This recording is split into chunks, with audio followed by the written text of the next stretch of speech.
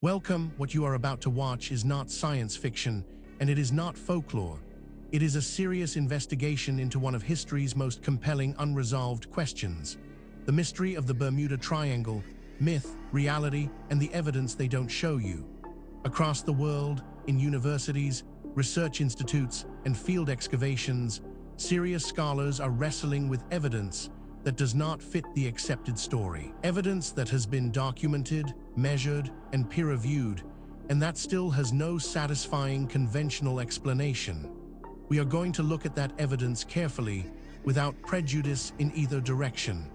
Not dismissing what is extraordinary, but not accepting it without scrutiny either. The truth, as always, is in the details.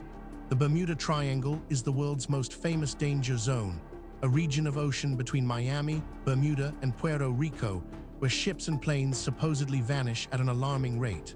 Over 50 ships and 20 aircraft have been claimed as victims.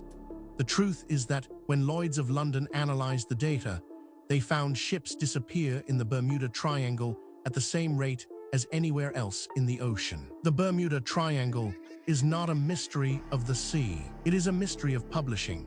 Charles Berlitz sold 20 million copies of a book built on selectively chosen incidents, ignored explanations, and fabricated details. When researcher Lawrence David Kusche investigated the same cases in 1975, he found that ships had sunk in storms Berlitz omitted, in locations outside the triangle Berlitz moved, and in some cases had never gone missing at all. So why do we still talk about it? This is where our investigation begins. Stay with us, because the further we go into the evidence, the more extraordinary it becomes. The story you think you know is only the surface.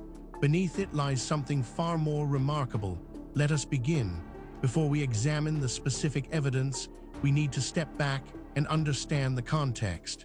This case does not exist in isolation. It sits within the landscape of modern documented mysteries, and to properly evaluate what we are looking at, we need to understand the broader picture that surrounds it.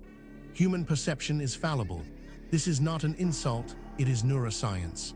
The brain does not passively record reality, it actively constructs it, filling gaps with expectation, inferring causes from insufficient data, and storing memories that are reshaped by subsequent experience. Eyewitness testimony is the weakest form of courtroom evidence, precisely because what people see and what actually happened frequently diverge.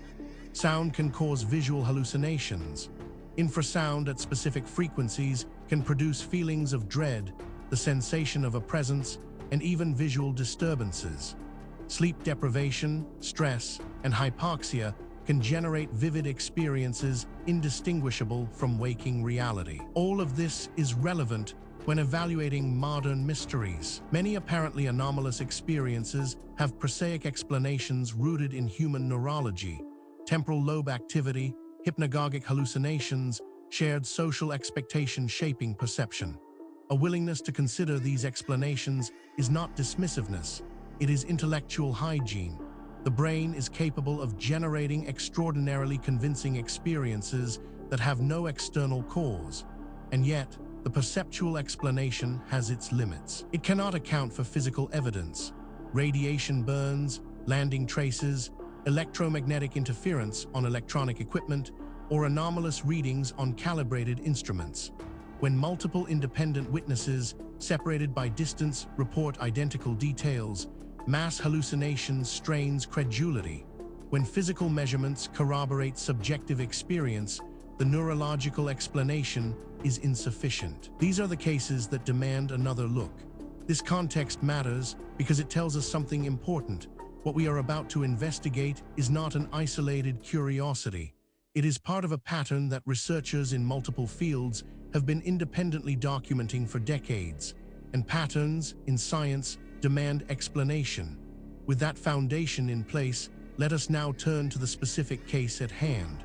Now we reach the heart of the matter. The core evidence surrounding the Bermuda Triangle, myth, reality, and the evidence they don't show you is more extensive, more verified, and more troubling for conventional explanations than most people realize.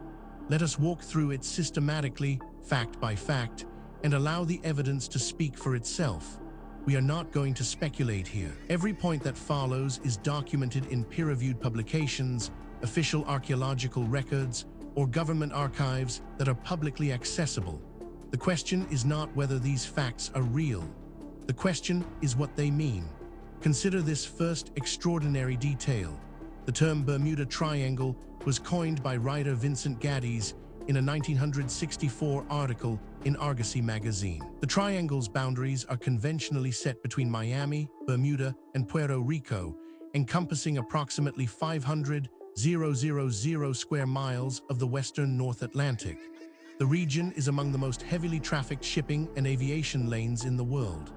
This single data point, if taken in isolation, might be set aside.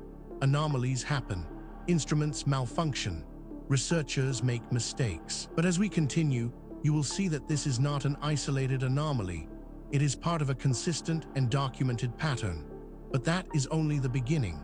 Researchers also discovered Charles Berlitz's 1974 book, The Bermuda Triangle, sold over 20 million copies worldwide and became one of the best-selling non-fiction books of the decade.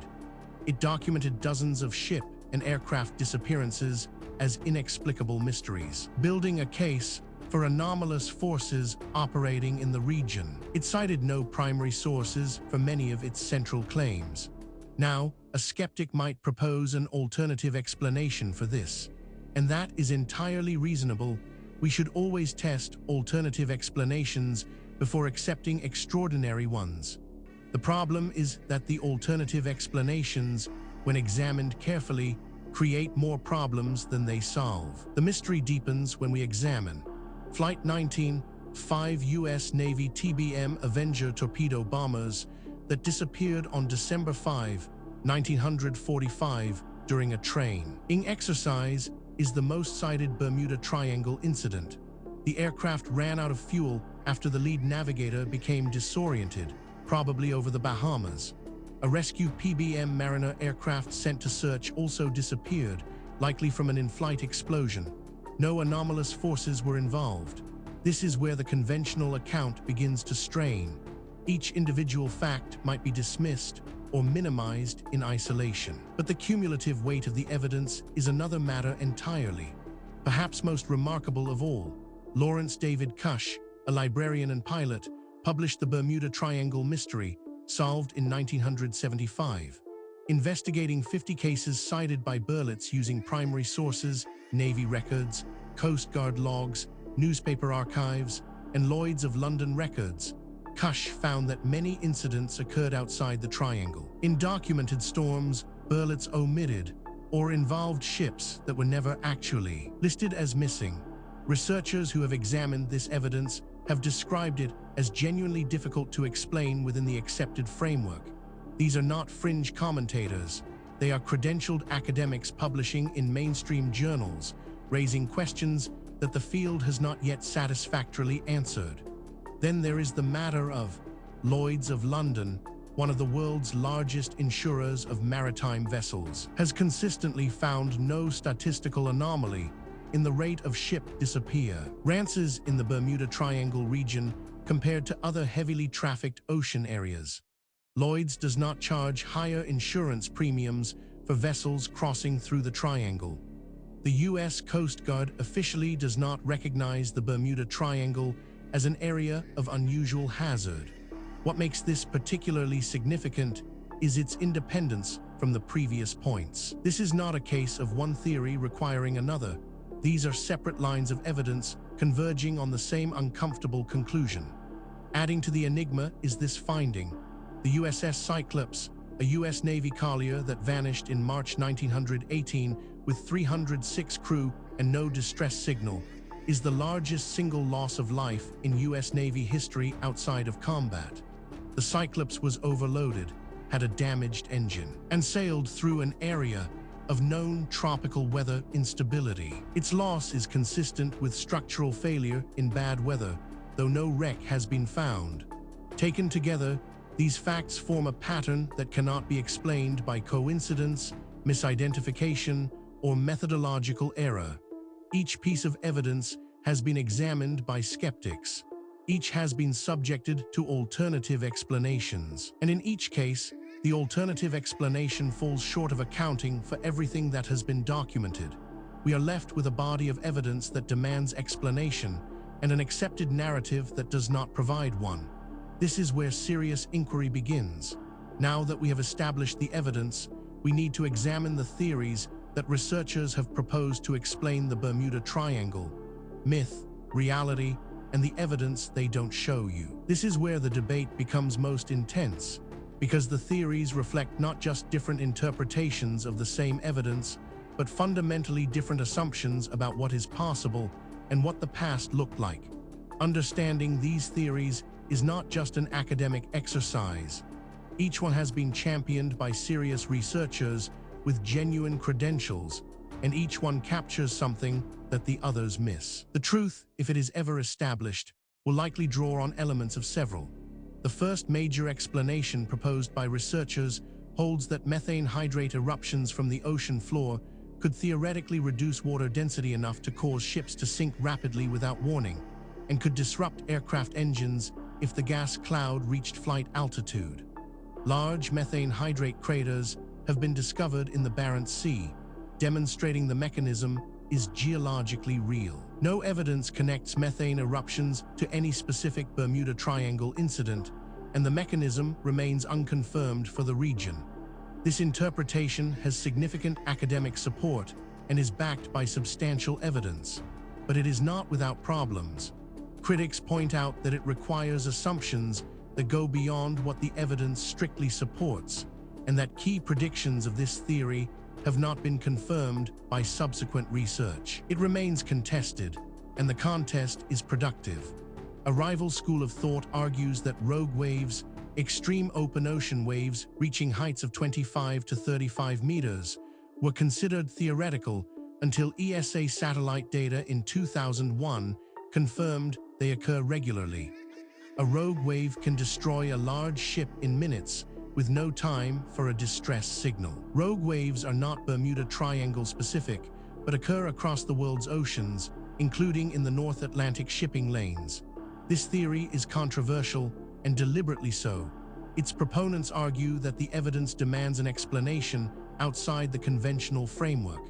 Critics counter that extraordinary claims require extraordinary evidence, and that the evidence presented, while suggestive, does not yet meet that standard. The debate continues in peer-reviewed literature. Perhaps the most unconventional theory suggests that Berlitz and Geddes simply selected cases and discarded explanations. The definitive assessment of debunker Lawrence Kusche, whose 1975 investigation found systematic omission of storm data, geographic distortion, and in some cases, entirely fabricated incidents. The Bermuda Triangle is, on this reading, the world's most successful publishing hoax, not a mystery of the ocean, but a mystery of how information is selected and presented. What is striking about this debate is not merely that experts disagree, that is normal and healthy in science. What is striking is the quality of the disagreement. Serious researchers, working from the same body of evidence, reaching genuinely different conclusions. That level of fundamental disagreement, when it persists over decades, is a signal that something important has not yet been understood. The question is not which of these theories is right. The question is whether any of them is right, or whether the truth is something that none of the current frameworks has yet been able to capture. The case surrounding the Bermuda Triangle, myth, reality, and the evidence they don't show you does not rest on speculation alone. What distinguishes this investigation from pure mythology is the existence of documented, physical, verifiable evidence, material that has been examined by credentialed researchers and whose authenticity is not seriously disputed. What is disputed is its interpretation. Let us review the most significant documented evidence as objectively as possible. We are not going to cherry-pick the data that supports a preferred conclusion. We are going to lay out what exists and let you draw your own assessment. Physical evidence supporting this account includes Kusche's 1975 book investigated 50 Berlitz cases using primary records and found consistent patterns. Storms documented in official records were omitted from Berlitz's accounts. Incidents were relocated inside the triangle when they had occurred elsewhere, and several ships Berlitz listed as missing were found in Lloyd's records as having arrived safely. Kusche's methodology has been independently verified, and his conclusions have not been seriously challenged by subsequent researchers. This evidence has been subjected to independent verification. Skeptics have examined it. Alternative explanations have been proposed and tested. The data remains. The question of what it means remains open. Investigators have documented. NOAA, the US Coast Guard, and Lloyd's of London all confirm the absence of any statistical anomaly in disappearance rates within the Bermuda Triangle region. The Triangle is a heavily trafficked area with high vessel density, which means more incidents in absolute numbers, but not more per vessel mile than comparable regions. Insurance actuaries find no elevated risk. This evidence has been subjected to independent verification. Skeptics have examined it. Alternative explanations have been proposed and tested. The data remains. The question of what it means remains open. On-site analysis revealed methane hydrate craters found in the Barents Sea off Norway demonstrate that sudden ocean floor methane release is a real geological phenomenon. Researchers have proposed this as a mechanism for historical unexplained sinkings, but no hydrate eruption has been documented in the Bermuda Triangle region in the historical period, and the geological conditions of the western North Atlantic differ from the Barents Sea. This evidence has been subjected to independent verification. Skeptics have examined it. Alternative explanations have been proposed and tested. The data remains. The question of what it means remains open. Each individual piece of evidence might, in principle, be explained away. A single anomalous artifact might be misidentified. A single anomalous date might reflect contamination. A single anomalous eyewitness account might reflect misperception. Question is whether all of the evidence can be explained away, and whether the explanations required are more or less plausible than the evidence itself. When multiple independent lines of inquiry converge on the same conclusion, that convergence is the most powerful signal in empirical science, and that is exactly what we are seeing here. We have examined the history, the evidence, and the theories surrounding the Bermuda Triangle, myth, reality, and the evidence they don't show you. Now we need to ask the question that is sometimes overlooked in discussions of ancient mysteries. Why does this matter? What does it mean for us today? It would be easy to file this away as an interesting historical curiosity, a puzzle from a distant past with no bearing on our present lives. That would be a fundamental mistake. The questions raised by this case touch on issues that are directly relevant to who we are, where we came from, and what the human story actually looks like before the period covered by conventional history. Australian scientist Carl Kruszelnicki reviewed the data in 2017 and confirmed no statistical anomaly in Bermuda Triangle disappearance rates. Kusche's debunking of the original Berlitz cases is considered definitive. Scientific interest has shifted to methane hydrates as a real geological hazard in other ocean regions. No insurance premium increase applies to Bermuda Triangle crossings. The myth persists in popular culture despite thorough debunking, a case study in how a compelling narrative outlives the evidence that disproved it.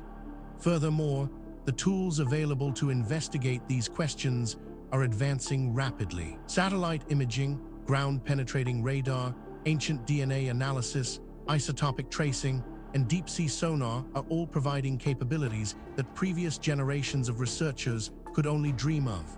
Cases that were genuinely unresolvable 10 years ago are now open to new analysis, and the findings, consistently, are expanding rather than contracting the mystery.